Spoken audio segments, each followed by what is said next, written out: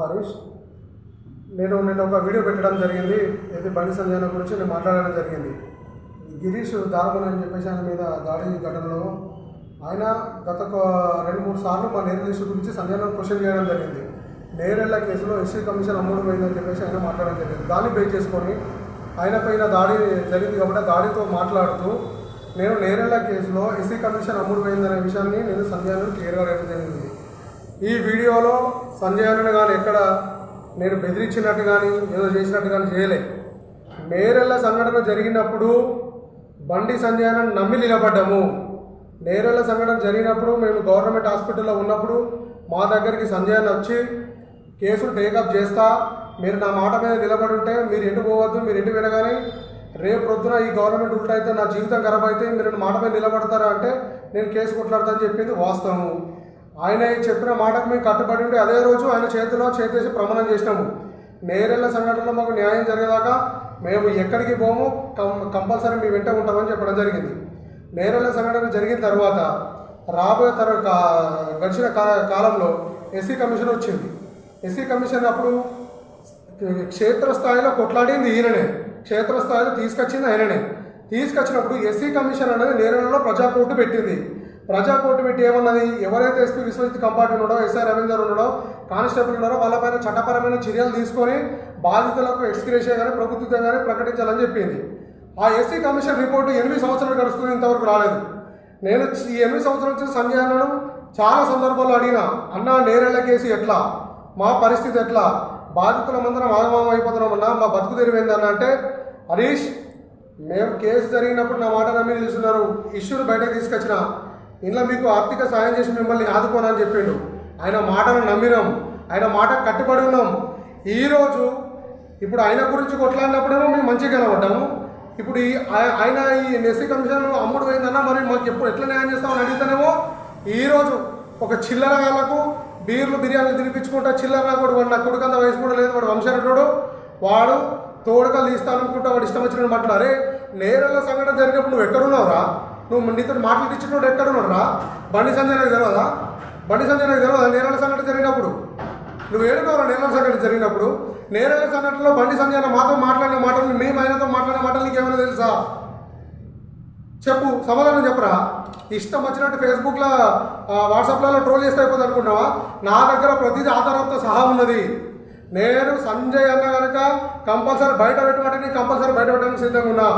ఆయనకు కూడా తెలుసు ఇష్యూ స్టార్ట్ అయినప్పటి నుంచి ఇప్పటి వరకు ఆయన ఏం మాట్లాడాడు, మేమేం మాట్లాడుతున్నాము, ప్రతి విషయం నా దగ్గర ఎవిడెన్స్తో సహా ఉన్నది.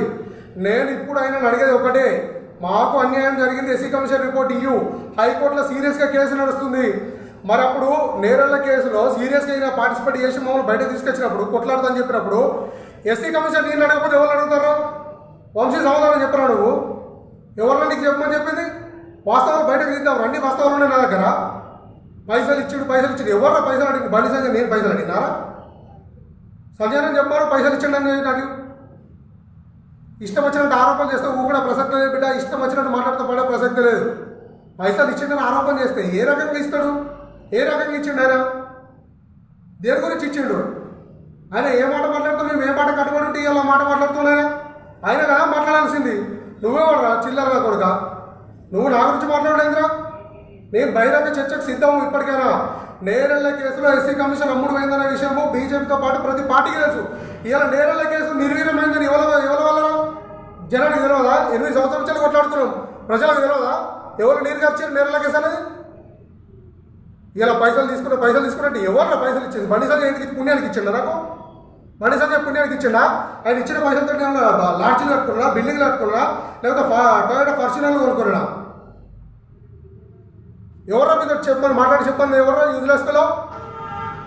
నేను ఇప్పటికి కూడా కట్టుబడి ఉన్నా. సంజయ్ అన్న ఇట్లాంటి చిల్లర వ్యక్తులతో మాట్లాడించి నీ క్యారెక్టర్ దెబ్బ తీసుకోకు. 8 ఏళ్ళు నేను నమ్మిన, 8 ఏళ్ళు నీ మాటకు విలువించిన, 8 ఏళ్ళు నువ్వు ఎట్లా చెప్తే అట్లినా, 8 ఏళ్లలో ఎలక్షన్ ప్రచారం నువ్వు ఎట్లా తిరిగిపోతే అట్లా తిరిగినా. నీకోసం కూడు గుడ్డ అన్ని మనసు నీ ఇంటికాడ ఉన్నా. ఏ ఒక్క రోజైనా నువ్వు నన్ను తిన్నావని అడిగినావా? ఏ రోజు కూడా అడగలే.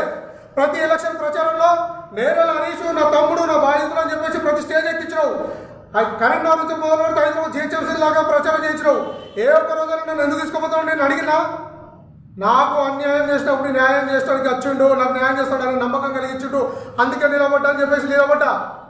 సమాధానం చెప్పు సంజయ్ అన్నకి చిల్లరగలతో ఏందన్న నాకు నీకు నాకు కదా నేను నీ గురించి మాట్లాడుతున్నాను నా గురించి మాట్లాడాలి కదా ఇష్యూ జరిగినప్పుడు నీకు నాకు కదా తెలిసింది ఆ రోజు నువ్వు ప్రమాణం చేయించుకోలేదన్నా కేసు నుంచి బయటకు పోతే మళ్ళీ నా జీవిత సర్వస్వం నువ్వు ప్రమాణం చేయించుకోలేదన్నా ఇదే కేటీఆర్ మమ్మల్ని పరామర్శించడం కోసం విప్లవాడ ఆసుపత్రిలో కట్టి రాత్రి 12 గంటలకు మా దగ్గరికి వచ్చి మీరు రేపు కేటీఆర్ వస్తుండు మీరు ఏం మాట్లాడద్దు మీరు ఏం మాట్లాడినా మళ్ళీ మిమ్మల్ని తీసుకుపోయి చంపుతారు అనేక రకాల ఇబ్బంది పెడతారు హరీష్ నేను బయటకు తీసుకొచ్చినా మిమ్మల్ని కాపాడు అదేవిధంగా మీకు న్యాయం చేస్తాను చెప్పింది మీరు కదా అన్న ఆ రోజు కేటీఆర్ వస్తే అడ్డుకునే ప్రయత్నం చేసింది మేము కదా ఆ రోజు నువ్వు ఏం మాట మాట్లాడమంటే నేను ఆ రోజు ఆ మాట మాట్లాడినా నా జీవితంలో రాజకీయం కూడా ఎప్పుడు నేను నిలవలే ఈ నేరల్ ఇష్యూ స్టార్ట్ అయినప్పుడు నీ మాటలు ఎప్పుడైతే నమ్మిందో అప్పటి నుంచి ఇప్పటి వరకు నీ మాటలు నా నోటి నుంచి వచ్చేసినాయి ఏ ఒక్కరోజు కూడా నీ మాట దాటిపోలే నేను ఈ రోజు నాకు అన్యాయం జరుగుతుందన్నా ఎస్సీ కమిషన్ రిపోర్ట్ కావాలని అంటే ఇంత బలం చేసే ప్రయత్నం చేస్తున్నావా ఇది నీకు న్యాయమనా అదే బీజేపీ కార్యకర్తలు అదే బీజేపీ నాయకులు అడుగుతున్నా మీరందరూ నా సమస్య ఉన్నారు సమస్య చూసి నేను సంజయ్ అన్న దగ్గరికి ఎన్నిసార్లు తిరిగినా ఎన్ని చుట్టూ తిరిగినా సంజయ్ అన్న ఏ ఊరికి పోతే ఆ ఊరికి వచ్చినా ఎక్కడ పోతే అక్కడ ఉన్నా ఏ జరిగితే ఆ ధరణ నేనున్నా నా పనులు అన్నించి పెట్టుకొని ఎవరి కోసం చేసినా నీ కోసం చేయలే నీ కోసం నేను నిలవలే ఈ రోజు నాకు ఆవేశం వచ్చింది నాకు న్యాయం జరుగుతలే 8 ఏళ్ళ నుంచి నాకు తడిగిరి ప్రయత్నించి మా జీవితం సర్వనాశనం అయితే మాకు ఇంకా న్యాయం జరిగితే న్యాయం చెప్తా నువ్వు తీసుకుపోయి ఇంకా నువ్వు అన్యాయం చెప్తే మరి ప్రశ్నించకపోతే ఎవరు అడగాలి మేము మాకు సమాధానం ఎవరు చెప్తారు ఈ చిల్లర కొడుకులతో మాట్లాడిస్తే నీ విలువ సంజయ్ అన్న నీ మీద గౌరవం ఉంది ఇప్పటి కూడా నేను చాలా విధాలుగా ఉపయోగపడుతున్నా కేసు స్టార్టింగ్ నుంచి ఎండింగ్ వరకు ప్రతి ఆధారం నా దగ్గర ఉంది నేనేదో తప్పు చేసినట్టుంటే దేనికంటే దానికి సిద్ధం ఇట్లాంటి బాధ చేసే పని చేస్తే మాత్రం భవిష్యత్ కార్యంలో చాలా సీరియస్గా ఉంటుందన్నా నేను ఇచ్చిపెట్ట నా కుటుంబ సభ్యులతో నువ్వేం మాట మాట్లాడావు ఇప్పుడు ఏం మాట మాట్లాడావు ప్రతిసారి నీ దగ్గరికి వచ్చినప్పుడు నువ్వేం మాట మాట్లాడావు ప్రతి ఒక్కటి నా దగ్గర ఉన్నదన్న ప్రతి ఒక్కటి తెలుసు నీ దగ్గర ఉన్న కార్యకర్తల నుంచి మొదలుకుంటే నన్ను చూస్తే ప్రతి కార్యకర్తకు తెలుసు అన్న ఇటు వంశీగా ఎవడన్నా చిల్లర కానీ ఎవడో 4 మాటలు చెప్పి పంపిస్తే భయపడతా అనుకుంటారా బహిర్గతం చేద్దాం అవసరమైతే బీజేపీలో ఇప్పుడు ఎమ్మెల్యేలు ఎంపీలు చాలా మంది ఉన్నారు పెద్దల దగ్గరికి పోదాం మీరు నేరల కేసులో మీరు చేసినది ఏందో నేను చేసిన తప్పేందో చూపిద్దాం బహిర్గతంగా చర్చకు సిద్ధం నేను ఎక్కడికంటే అక్కడికి పైసలు ఇచ్చిర్రు ఎవడన్నా పైసలు ఇచ్చింది ఎవడు నిన్ను నమ్ముకోలేదు కాబట్టి నీ బాధ్యత కదా పెట్టాల్సింది నేను నమ్ముకున్నప్పుడు నువ్వు కొట్టాల్సిన బాధ్యత నీది కలసింది అన్న మరి ఎవడు పెట్టాలి మాకు అన్నం పెట్టవా ఇంకోళ్ళు పెడితే అద్దటవా కేటీఆర్ ప్రభుత్వం ఇస్తాడు అద్దంటివి ఆర్థికంగా ఆదుకుంటే అద్దంటివి 3 ఎకరాల భూమి ఇస్తాడు అద్దంటివి మరి అన్ని రకాలుగా అద్దాలు నువ్వు మాకు న్యాయం చెప్తాను మాట్లాడివి మరి ఏది న్యాయం ఇట్లా అడిగితే తప్ప ఈ చిల్లరగా నేను తీసుకొని ఏదో చిన్న మాటలంటే భద్రం చెప్తే అంటే మేము పడతాం అనుకున్నావు సత్యాన అది నీకే ప్రమాదం నువ్వు ఒకసారి ఆత్మవిమర్శ నేర్చుకో నువ్వు ఎంతమందికి ఎన్నిసార్లు మాటలు చెప్పినావు నీ మాటకు నేను ఎన్నిసార్లు కట్టుబడినా ఈ రోజు నేను బహిర్గతంగా వచ్చి మాట్లాడడానికి రీజన్ నువ్వు చెప్పు సత్యాన నీ దగ్గరికి వచ్చి ఎన్నిసార్లు అడిగినా నేరెళ్ళ కేసులో 10 ఏళ్ళ నుంచి కొట్లాడుతున్నావు కేసు అని ఇలా కేసులు ఏం కాదుకోని నువ్వే బహిర్గతంగా నాతో అండి వల్ల ఇక మరి నేను ఎవరు అడగాలన్నా ఈ చిల్లర నా కొడుకులే సమాధానం చెప్పాలా చెమడాలు తీస్తాను నేను మర్యాద గురించి మాట్లాడుతున్నా అరే వంశీగా నువ్వు ఒక దళిత సామాజిక వర్గం బిడ్డేవారా నీకు ఎవరైనా 30 గ్రిప్ ఇచ్చి నీకు న్యాయం చేస్తాను నిన్ను మోసం చేస్తే నువ్వు ఎవరి మీద పోరాటం చేస్తావు చెప్పరా నాకు సమాధానం చెప్పరా ఎవరైనా నేను ఎగర చెప్పది ధైర్యం కూడా రానా నేను లాగా ఉంటాను నువ్వు ఏడికి రమ్మంటే అడిగి వస్తారా అని చూద్దాం సంజయ్ అన్న ప్రశ్నిస్తే రౌడీజం గుండాయిజం చెప్పేస్తావు చెప్పు సంజయ్ అన్న నీ మాట నమ్మినా కానీ నేను దేవుడు లెక్క పూజించినా కానీ ఏ రోజైనా నీ మాటకు ఎదురు చెప్పినా అన్న నువ్వు ఎట్లా చెప్తా అట్లేదన్న ఈ 8 సంవత్సరాలు నువ్వు ఏం చెప్తా అదిన్నా ప్రభుత్వానికి వ్యతిరేకంగా మాట్లాడే ప్రభుత్వానికి వ్యతిరేకంగా మాట్లాడే నువ్వు ఏ మాట చెప్తా మాట చెప్పినా ఇవాళ నువ్వు ఇచ్చే గౌరవం నాకు గిదా నువ్వు చెప్పిన మాటలంటే ఇచ్చే గౌరవం గిదా ఏమన్నా చేసినావన్నా నువ్వు ఇచ్చిన ₹1,00,000 అడ్వకేట్కి ఇస్తే అడ్వకేట్ మమ్మల్ని మోసం చేసిండు మేము వేరే అడ్వకేట్ని పెట్టావు ఎవరికి ఇచ్చినావన్నా లక్షలు నా భార్యకు ఆరోగ్యం బాగాలేదు అన్నా నువ్వు ఖర్చు పెట్టా నీ దగ్గరికి వచ్చినా నా భార్యకు ఆరోగ్యం బాగాలేదన్నా నా పరిస్థితి ఇది ఉందని చెప్పినా నువ్వు ఇచ్చిన ₹1000 1,500 మందులు నాకు లక్షలు అన్నా అది ఎవడు ఏ అడిగా నీలక నమ్మి ఎవరైనా కూడా పోతే ఎవరు పెట్టుకోరా ఎవరు చేయరా అవి ఇస్తే లక్షలు ఇచ్చినాడనా చూపి అన్న ఏ ట్రాన్సాక్షన్ నా passbook Aadhaar card pan card అన్నీ నీ ముందర పెడతా బహిర్గతంగా పెడతా నువ్వు ఎప్పుడు ఏ ట్రాన్సాక్షన్ చేయించినావు చూపి ఎప్పుడు ₹8 ఇచ్చినావు చూపి ఎప్పుడు ఎన్ని లక్షలు ఇచ్చినావు చూపి మా నాన్న ఈ ఇష్యూ జరిగినప్పుడు మా నాన్న నీతోనే ఉన్నాడు కదా దాదాపు ఒక 2-3 లక్షలు ఖర్చు పెట్టుకున్నాడు ఆ 2-3 లక్షల పైసలు అందరిని అడుగుతా అంటే కూడా నువ్వు నేరలకు వచ్చి మా ఇంట్లో భోజనం చేసి దేవన్నా నువ్వు పైసలు ఎవరు అడగకే పైసలు అడిగితే బాధ్యత అందరూ ఇచ్చుకోపోతారు ఆ పైసలు కూడా నేను ఇస్తానే ఆ 3-4 లక్షలు నేను ఇస్తాను అలాంటివి మర్చిపోయినావు అన్నా ఆ ఎంత ఖర్చు అయినా నేను పెట్టుకుంటా అంటే మర్చిపోయినావు అన్నా అన్న మాకు ఇబ్బంది ఉన్నదన్న మేము బాధితులను మేము లెక్కేసుకుంటామన్నా మా పైసలు గిన్నె అయితే అన్న మేము తీసుకుంటామన్నా వాళ్ళని అడుగుతామంటే లేదు హరీష్ నేను ఇస్తాను చెప్తుంది మా ఇంటికి భోజనం చేసి చెప్పినావు అన్న ఏమన్నా ఇలా నీకు నీ ఎలక్షన్ ప్రచారంలోనేమో నేను నీకు బంగారం లెక్క అనమాట ఈ రోజు నువ్వు అధికారంలోకి వచ్చినాక నీకు అంత చేతి కనబడ్డది అన్న మా చెమట వాసన వస్తుందా ఈ రోజు నీకు ఆ రోజు నీ ఇంట్లో కూర్చుని పెట్టుకొని భక్తి భోజనం పెట్టి నాతో నిలబడి ఎన్నికలకు ప్రచారాన్ని పిలిచిన నువ్వు ఈ రోజు అన్న నాకు న్యాయం చేయని అడిగితే ఇంత పరం చేసే ప్రయత్నమా ఇంత దిగజారిన రాజకీయం ఏమైనా ఉంటుంది సంజయ్ చెప్పండి నా తల్లిదండ్రులకు నువ్వు ఏం మాట ఇచ్చినావు ఏం మాట మాట్లాడుతున్నావు వాడి చిల్లరగా వాడే మాట మాట్లాడుతున్నావు కనీసం అరే వాస్తవాలు గివిరని అలాగే మాట్లాడే గివిరా విషయాలను నువ్వు ఎందుకు చెప్పలేకపోతున్నావు చెప్పు సంజయ్ అన్న ఎందుకు చెప్పలేకపోతున్నావు మేము ఏం తప్పు చేసినాం ఇప్పటికి ప్రశ్నిస్తున్నాం నీకు నిజంగా నేలలో దళితుల ప్రేమ ఉంటే చిత్తశుద్ధి ఉంటే ఇప్పటికి ఎస్సీ కమిషన్ తెప్పించి మా 8 మంది బాధితులకు నువ్వు న్యాయం చేయి నీ కాళ్ళని నేను ఎత్తున పోసుకుంటా నేను తప్పు చేసిన ఒప్పుకుంటా నేను ప్రశ్నించినందుకు అది చేస్తావా సామాజిక న్యాయం మాకు చేస్తావా మా 8 మంది బాధితులకు మాకు న్యాయం చేస్తావా ఇప్పుడు ఈ సెంట్రల్ హోమ్ మినిస్టర్ నువ్వు నీ దగ్గర అధికారం ఉంది ఒక ఐపీఎస్ మీద చర్యలు తీసుకునేంత హక్కు నీకున్నది ఎందుకు తీసుకుంటున్నావన్నా 2017 ఎలక్షన్లో మాట్లాడిన మాటలు ఇప్పటి వరకు కూడా నువ్వు ఎందుకు మాట్లాడతావు నేరల గురించి ఎందుకు తీస్తావు ఎన్నికల ప్రచారంలో సీఎం రేవంత్ రెడ్డి గారు వచ్చి ఇక్కడ ప్రచారం చేశారు ఎన్నికల ప్రచారంలో సంజయ్ నేరల కేసులు అమ్ముడు పోయిన వాళ్ళని బహిరంగ అన్నాడు కదా మరి ఆ రోజు నువ్వు ఎందుకు ప్రశ్నించలేదన్నా ఆ రోజు నువ్వు ఎందుకు బయటకు వచ్చి ప్రెస్ మీట్ పెట్టలేదన్నా నీ మాట ఇంటే ఒక రకంగా నీ మాట వినకపోతే ఒక రకంగా ఒక బాధితుడు ఉన్నప్పుడు ఒక రకంగా ఒక బాధితుడు లేనప్పుడు ఇంకో రకంగా మాది అట్లా మాకే చెప్పేసి ఏం రాజకీయం చేస్తున్నావు సంజయ్ అన్న ఇది నీకు న్యాయమనే నీ గుండె మీద వేసుకొని చెప్పి సంజయ్ అన్న నువ్వు కనుక నాకు కరెక్ట్ న్యాయం చేసినట్టుంటే ఈ కనుక నేను ₹1 కాదు కదా ఈ కేసులో కూడా నేను ఇన్వాల్వ్ అయ్యాను నాకు మాకు న్యాయమే చేయను నువ్వు ఆత్మవిమర్శ చేసుకో నువ్వు 3 అమ్మవారిని పూజిస్తావు కదా అమ్మవారిని సాక్షి చెప్పన్నా నువ్వు నిజంగా మా బాధితులందరికీ న్యాయం చేసినావన్నా కరెక్ట్ న్యాయమేనా ₹5 ₹10 ఇస్తే న్యాయమన్నా బిచ్చం వేసినట్టయితే దాంతో మీరు కోట్లాడుకుని బిల్డింగ్లు ఆడుకున్నావు మా నాన్న సొంతంగా కష్టపడి సంపాదించిన పైసలతో నేను బతుకుతాను ఇప్పుడు కూడా ఎవరు సంపాదనకి ఎవరు రూపాయికి ఆశపడలే కేటీఆర్ కానీ వాళ్ళు సభా లక్ష్యం మాకు ఆఫర్ చేస్తే ఎప్పుడు బెండ్ కాలే అవే పైసలు తీసుకోవాలనుకుంటే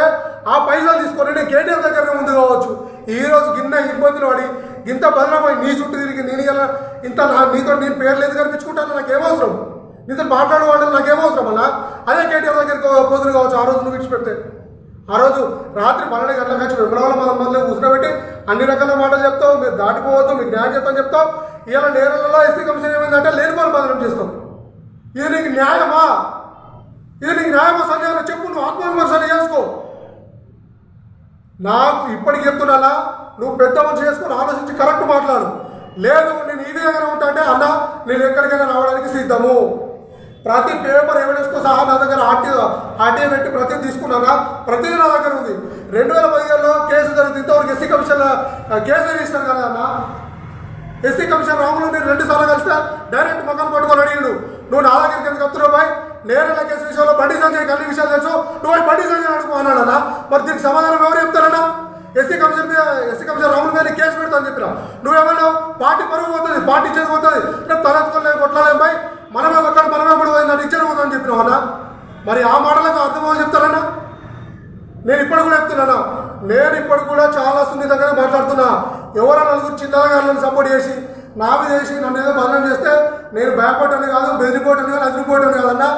సాగును చూసే వచ్చినా అది నీ దగ్గర నుంచే నేర్చుకున్నా నేను భయపడటం అయితే కాదన్నా నువ్వు నిజంగా మా మీద ప్రేమ ఉంటే నిజంగా నీకు చిత్తశుద్ధి ఉంటే బీజేపీ కార్యకర్తలు అందరూ ఆలోచించండి ఇవాళ మేము ఎస్సీ కమిషన్ గురించి అడిగితే మమ్మల్ని బదనం చేసే ప్రయత్నం చేస్తుండు అదే సమయానికి నేను సూటిగా అడుగుతున్నా నువ్వు న్యాయం చేయన్నా ఎస్సీ కమిషన్ చెప్పి